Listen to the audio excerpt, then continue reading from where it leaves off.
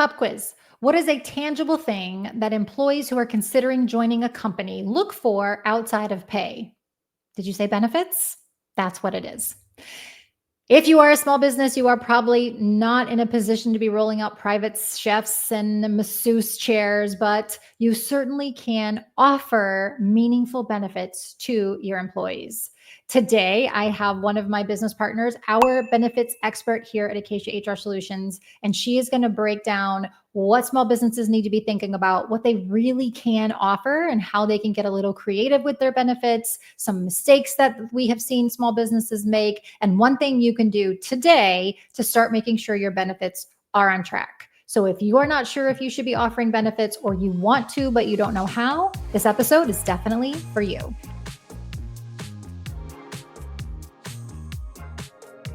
Hello and welcome back to the HR Connection. I'm your host, Sabrina Baker, and today we are talking all things benefits inside of a small employer. And I've made a couple of confessions on this podcast, and here's a big one that will be no surprise to anybody who knows me, but I hate benefits. I mean, I really hate them. I don't understand them. They make no sense to me. I can't remember all of the ins and outs of them. I don't always remember how they work. And so when I needed to expand my business, when I needed to make a hire, when I wanted to bring on staff, I knew that I was going to need a benefits expert. I knew that I was going to need somebody to supplement that lack of knowledge that I had.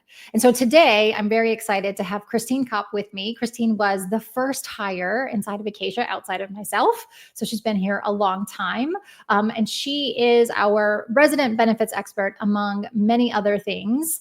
But I'm super excited to have this series with my business partners. She is number 2. So we've heard from Penelope already. And then in a future episode, you will hear from Marie Rolston. But today it's all things benefits. I'm going to let Christine introduce herself, share what she loves about working at Acacia and what she would be doing if she weren't in HR. Yes, thank you. I'm so excited to be here today. So I am Christine Kopp, the HR business partner at Acacia HR. What do I love about working here? I think you'll hear from every member of our team that it's all about the variety, working with clients, helping businesses, small businesses at that rate, really come up with people solutions and strategies to really grow their business. So that is the part that I really get geeked up about and really enjoy on a day-to-day basis. It's just working with those clients and helping see their businesses grow. What would I do if I wasn't doing HR? I really had to think about this because I feel like I've been doing HR for a really long time. But it goes back to college, and initially I had planned to go into interior design. So I would definitely be doing something very creative, maybe something on home and garden TV. But the funny story is I had planned to go in interior design, and at the very last minute, switch gears and said, I think I'll just do business. And then a year or two in, I was asked to make a major and I couldn't decide. So I went with human resources because it sounded more fun than just basic management. So here I am many, many years later and loving what I'm doing every day. Isn't it funny how many majors ended up being picked just because you had to? I think a lot of HR people too fell into it. I certainly fell into it. It wasn't what I thought I was going to do, but here we are all these years later. All right. So Christine, I think the first thing we have to talk about with benefits, of course, and especially for our small business clients who come to us, benefits are expensive. They are very expensive. I've talked on this podcast before about the route that we went, how we did not go traditional benefits. We have not done that. We went to a Coursera instead, which you helped me set up because of the financial burden and then also the adoption.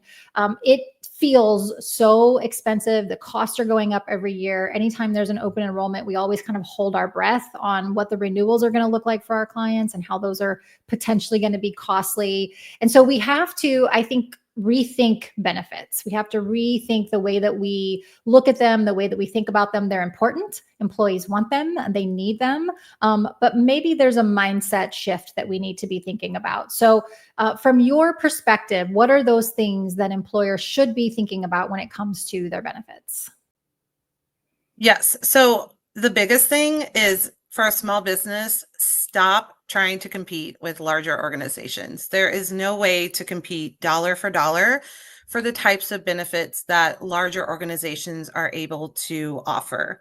But what small businesses can do is, instead of comparing themselves to what the larger organizations are doing, they are in a position where they can really tailor and build benefit plans that meet their employees' needs and are benefit plans that they really value. And so shifting the mindset from cookie cutter benefits that large, Fortune 500 companies are offering to really tailor value driven benefits are one of the first steps that I would recommend small businesses taking. Yeah, and that's certainly kind of what we did, right? We really looked at what are employees going to appreciate more rather than just throwing these traditional benefits out there that maybe not everybody would enjoy or use. What is something that our team would really get value out of? And it doesn't have to be always that traditional route for sure. All right, Christine. So we know that small businesses can be creative. They can certainly look at and shouldn't just automatically assume that the traditional benefit route is the route that they need to go. We certainly have clients who go the core traditional route, and we have those who do a more creative route and some that do hybrid. And so I would love to talk to you about both approaches. And the first one would be core benefits. If we're talking about the core traditional route of medical, dental, vision, what do you think small businesses need to know when they're trying to set up those plans? Yes. So I like to put core benefits into two different segments: essential benefits and optional benefits. So for small businesses, it's important that you understand what your employees need. So for example, if you have a very young population who are still covered under their parents' insurance, they may not be thinking about medical benefits right now. It may not be something that's truly important to them. However, if you have a group of employees who are just starting their families and are growing their families, medical benefits are going to very much be at the top of their mind. So, really understanding your employee base is the first step to determining what types of core benefits to offer. Medical may not be the option, it may not be what your employees are looking for. So, understanding that before you invest all those dollars will really be key. Now, the other two types of benefits that I consider optional are dental and vision. While employees have come to expect when they start at an organization that they'll receive medical, dental and vision are two types of benefits that are kind of nice to have. Employees do like to have them, and they've gotten used to seeing them in their benefit packages, but it's not going to be a deal breaker.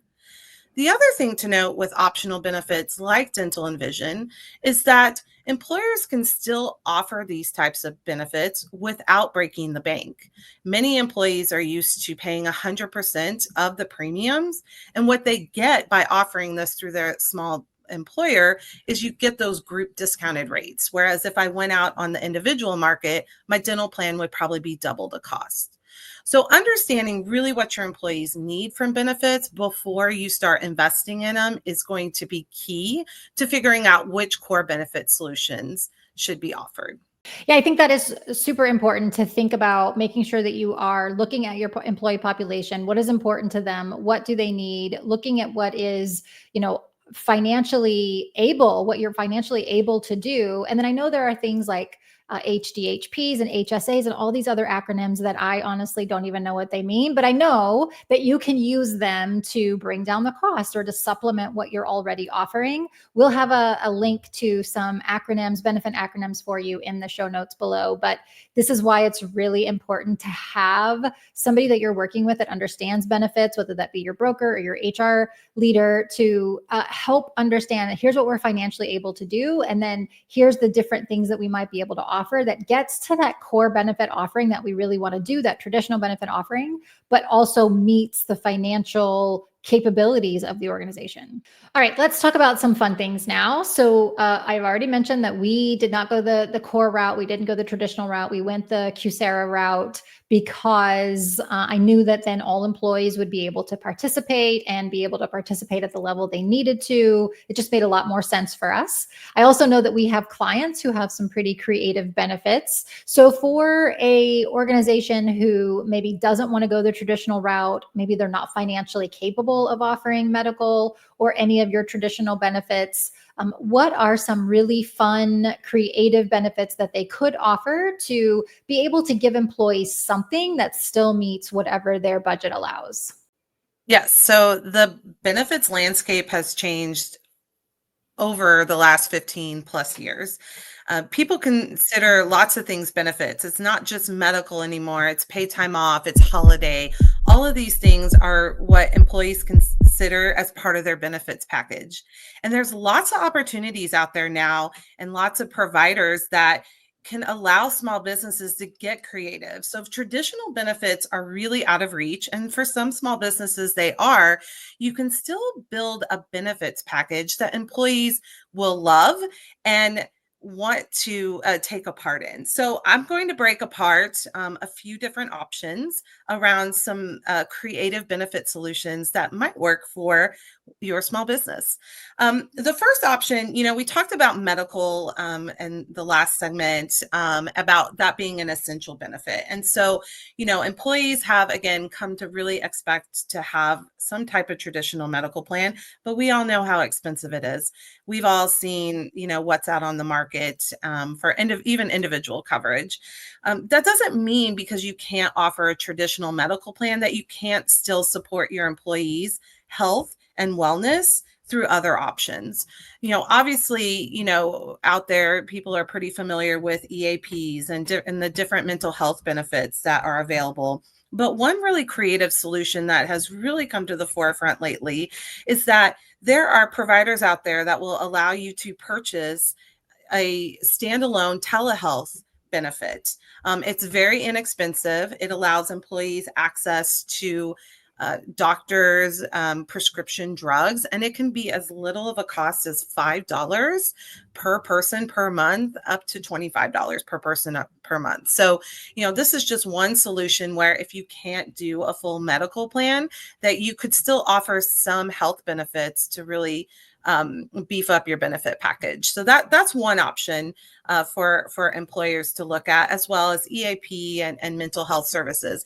I will say EAPs are a great benefit and they are so underutilized, but you can really build out some pretty robust EAP plans for very little cost for a small business. A couple of other items, these may not be considered benefits per se, but lifestyle types of benefits. These are typically post-tax, but when you talk about what is it that my employees want and what are they looking for in a benefit plan, lifestyle benefits are a really great option to add in. If your employees aren't really interested in medical, but they like to go to the gym, there's a way for you to put your benefit dollars towards something that they'll actually use and really enjoy.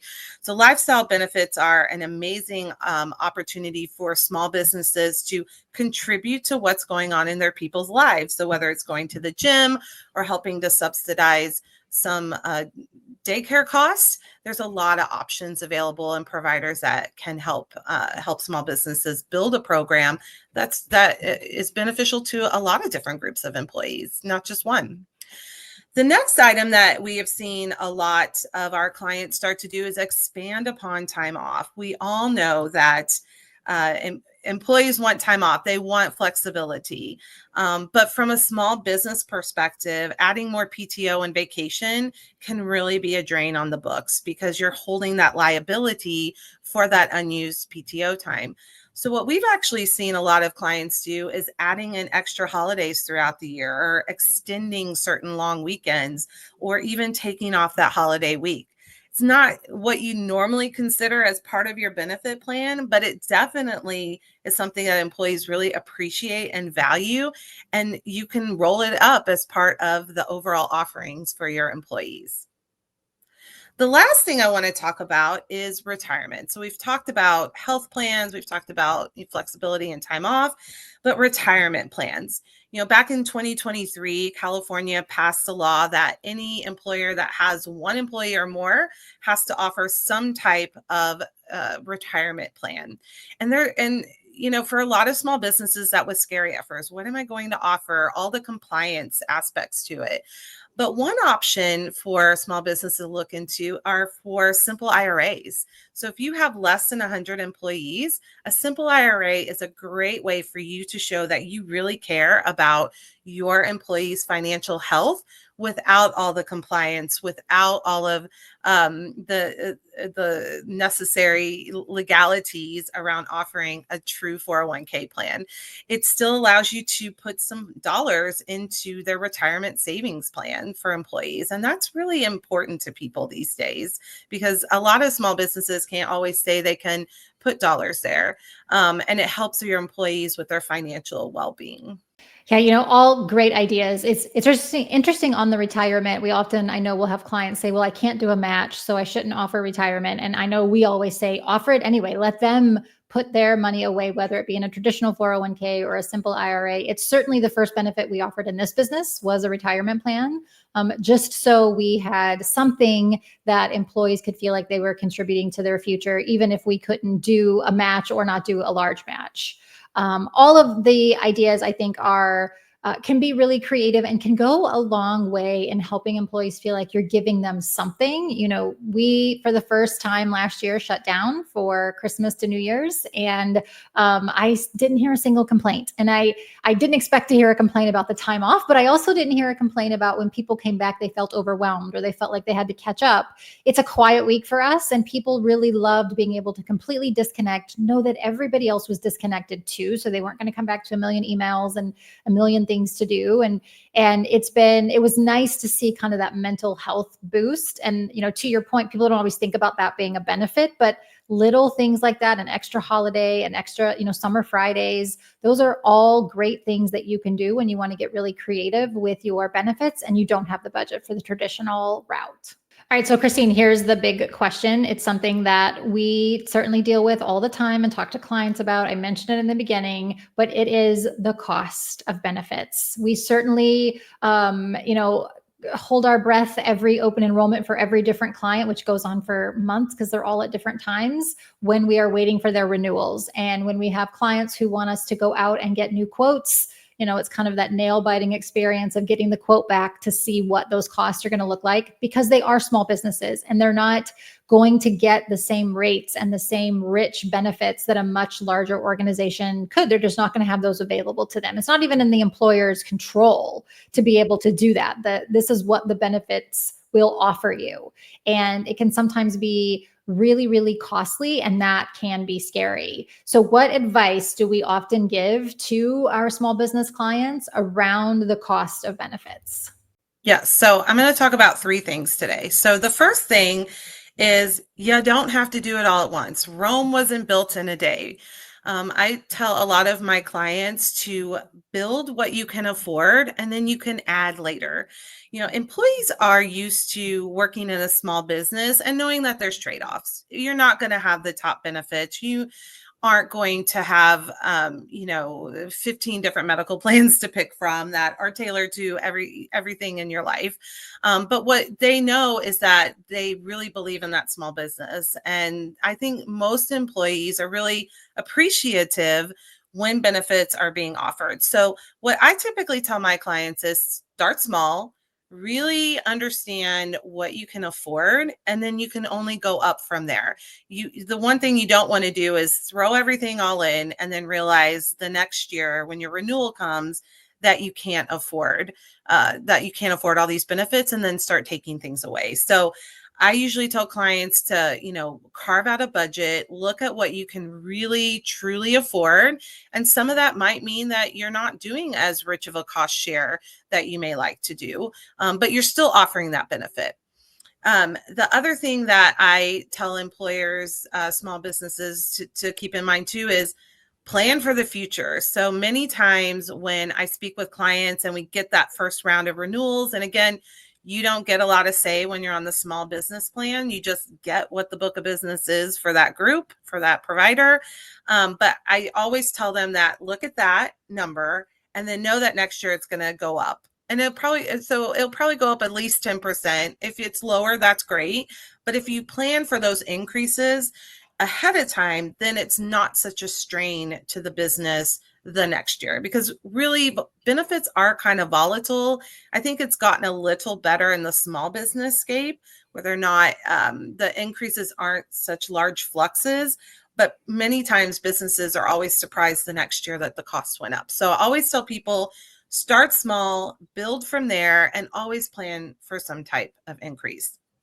The second thing when offering benefits or starting to offer benefits is be transparent around what you are able to do, and communicate that to people. Again, everybody works for a small business knows that there's trade-offs, and being transparent about what you can and can't afford help people to really appreciate that you put in a lot of effort and thought into the different benefit offerings. And be transparent if you're only offering one thing this year, and say, look, we're going to assess next year if we can add to this benefit package, but for now this is what we can financially afford, and we're excited to kind of offer it to you. The third thing, and this is one I think is probably the most important, is when you get ready to offer benefits, get a broker. I cannot stress enough that it is so important to have a partner in this journey of benefits, because to Sabrina's point, most people do not love benefits, but there are people out there that do this for a living. And so I definitely recommend small businesses find a good, solid broker who can help sift through all of the different plan options, all of the different carriers. They can tell you about the pros and cons of going with one network over the other. They can tell you what's going on in the industry. They have small business groups that can tell you what other small businesses are doing. So really having that partner is paramount into offering benefits for the first time. Yeah, I know we have broker partners that we absolutely adore. And one of the things that I love about what they will do is we can go to them and say, look, here's the budget we have, and we want to offer these things. Do you have any creative solutions for us to be able to do that? And they may have a benefit we didn't even know about, or they may be able to, cut this contribution here somehow and add it over here to where it feels like a wash for employees. It doesn't feel like anything was taken away from them, but that it feels like something was added. And so I would say certainly all of your suggestions there for cost, especially the planning for increases, because we know that we definitely have clients who get quite a surprise after year two or after year one going into their renewals, and then getting that good broker partner. We call on ours so much, and really appreciate how invested they get into the business and making sure that they that they are getting you what you need. And the nice thing about brokers is they don't cost the small business anything. So brokers are free to the small business, right? Christine, I don't understand benefits, so you better correct me if I'm wrong. But yeah, brokers are free to the small business. They're paid by the carriers. So that's a nice, easy partnership that you can have in a small business that doesn't cost you anything, but that can really reap huge benefits in just that knowledge and resources that they have available to them. So, Christine, one of the benefits of the work that we do is that we work across many different clients, many different industries. We don't niche down by industry area. We're global. We have clients who are global, range from 8 employees maybe up to 450. So really all over the map as far as what they're offering in their benefit ranges, what they are providing, how much they're paying, all of those things. And so in that, because we have that wide variety, we get to see and learn from their mistakes. So if you had to pinpoint some of the most common mistakes that you see our clients making with their benefits, what would those be? And then if you have any tips for cleaning those up, we'd love to hear those too. Yes. So I have found over the years that there are 4 common mistakes that small businesses make when creating their benefit plans. The first one is only selecting benefits that the founder or leadership executive team find beneficial or valuable. Whether it's retirement or using a specific network. Sometimes the founders will want things that the employees don't. We always recommend to get away from this is to do a benefits survey. It doesn't take very long, but you can really start to understand what types of benefits your employees value and even have them rank them. So for example, if the founder really wants to have a gym membership, but nobody else wants to, and it's going to cost, $1,000 a month to offer a certain benefit for that, you could use those dollars towards a medical plan or, towards another creative benefit option. But you wouldn't know that unless you ask your employees what they're interested in. So I always recommend, if you've never done benefits before, to really survey your employees. And then, of course, you get to make the decision on what you can afford to do or not, but at least you have that information in your pocket. And you can use that for subsequent years too, when you're looking to, should we add benefits or not? The next item is not communicating benefits clearly.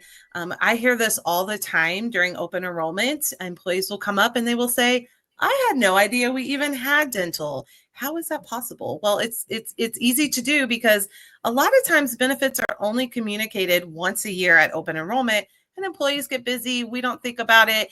And next thing you know, it's open enrollment again. And then it's kind of like you have amnesia and you forgot about what was offered before. So we definitely recommend communicating benefits clearly, but also often. There always should be some type of a mid-year benefit communication, whether that's a 401k presentation or a simple IRA presentation that employees can voluntarily sign up for, or just sending out information about, hey, did you know that we offer these benefits in ahead of open enrollment and not while we're throwing all this other information at them. So I definitely recommend taking a look at that communication strategy, and also just to get people to use the benefits. If they don't know they have a company paid benefit, remind them about it and remind them about it often. The other item kind of piggies back on the first, where, maybe the founder is really trying to pick benefits that benefit them, but not the organization. But we see a lot of small businesses that once they put benefits in place, they don't reevaluate them. So certainly recommend, once a year or every other year, doing a benefit survey and just checking in. If anything, seeing how things are working. It's amazing. In the past, I've had clients that found out they were on a plan and a network, but nobody's doctors were in it and everybody hated it. And that's why nobody used it. So you definitely don't want to be in a situation where you're offering benefits that aren't of a value to employees. You'd rather spend those dollars elsewhere. And then the last thing that sometimes I see small businesses do is assume that because nobody's using the benefit that it's not valuable to anybody. And so I certainly recommend that, if you have benefits that aren't costing anything to offer, maybe it's a voluntary accident or a voluntary sickness plan. It's not costing you anything to offer that. And maybe while people aren't enrolling in it now, as you grow the business, that could be a benefit somebody would find valuable. So, don't just assume because no one's using it, it's not valuable and scrapping it. You never know when you'll need it.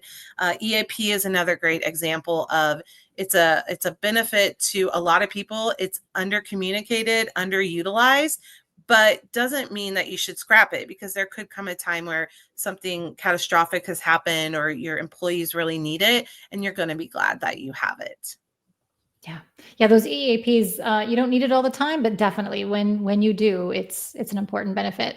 One of the things, so Penelope was on the episode before you here talking about payroll, of course. And one of the things that she said, and I think this applies to benefits too, is you cannot just set it and forget it. You can't just set up your payroll and forget it and assume that all your deductions are right and assume that everything's happening right, that your PTO balances are accruing correctly. Same thing with benefits, right? It's not you set it once and you forget it. This is an ongoing thing that you're constantly reevaluating, constantly looking at, just to make sure that what you're doing makes sense, both financially for the business and then also for the employees' use. All right. So the reality here is that small businesses should be offering benefits. They should have some level of benefits. That is absolutely our recommendation. But if that level of benefits just comes in the form of time off or flexibility, that's okay. When you're thinking about expanding that, when you are looking at offering more than just the flexibility or just the time off, and you're looking at either these core benefits, traditional medical, dental, vision, or maybe some creative pathways, you can absolutely do that even with a limited budget. It just takes really good strategy and a little bit of creativity. So, one of the things we love to do here, Christine, is give our listeners one takeaway. They are working inside of a small business. They're probably managing HR in a small business. Maybe they are managing HR with something else. Maybe they're also the marketing manager. So, they don't have a lot of time. They don't have a lot of resources. What is one thing that they can do today to start thinking about their benefits and if it is where the business needs it to be?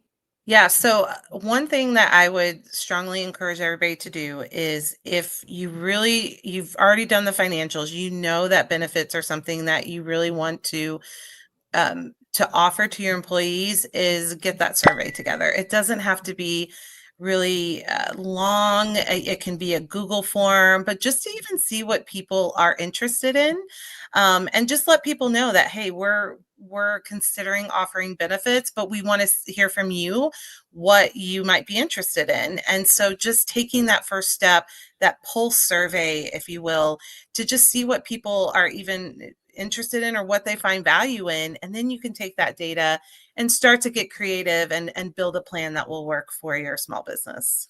Yeah, absolutely. I think this is definitely an area where you have to find out what employees are thinking, and not just assume or assume what works for you is going to work for them. So I know we love benefit surveys for our clients, and it's just such a great way to really identify what's going to be helpful, and meaningful for employees. Christine, thank you so much for being here. I'm so thankful to have you just in the business to be the benefits guru, because again, I don't understand them, don't love them, but know that they're important. And I'm glad that we have them and are able to offer them. So I appreciate you being here to share all of your benefits knowledge, which I know we barely touched. So in the show notes, we have a couple things. One, we have a link to Christine's LinkedIn. You should connect with her. You can ask questions, pick her brain a little bit. And then we also asked her a couple rapid fire questions around benefits that we maybe didn't get to today, like what is her most favorite creative benefit? What does she like out of maybe some of the ones she's mentioned today, or maybe another one that she's thinking about. So we have some just more details in the show notes. This, again, is the second episode in our three-part series with the Acacia HR business partners. You heard from Penelope Angulo, our payroll manager, in the last episode. The next episode will be Marie Rolston, who is going to be talking about employee performance. And so I really hope that you are enjoying hearing from my actual team and the work that they are doing. These are the people doing it with clients every single day. And so enjoying hearing from them on how they are actually executing some of this stuff with our clients. Thank you so much for being here on the HR Connection, and we'll see you next time. Thanks for having me here. It's been great.